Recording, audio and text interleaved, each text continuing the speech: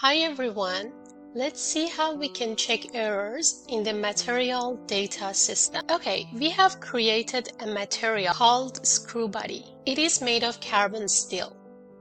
To see if we have made any errors, we should first select the material and double click on it. There is an icon at the top of the page.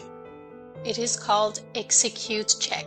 If we click on that, we will be able to see errors in the check results box. Here, we have one warning and one error. And here, you can read the description of the error or warning. Regarding the warning, as you can see, we have selected the wrong classification for this material. We have selected classification 4.2 other special metals.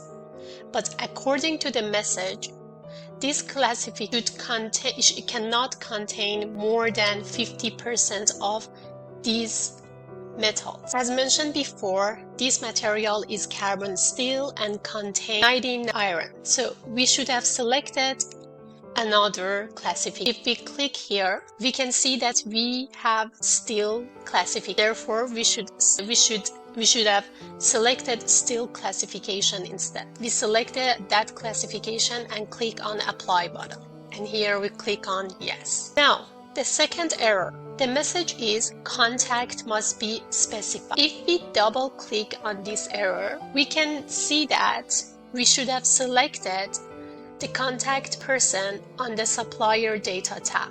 To solve this issue, we select the right contact and we click on save button.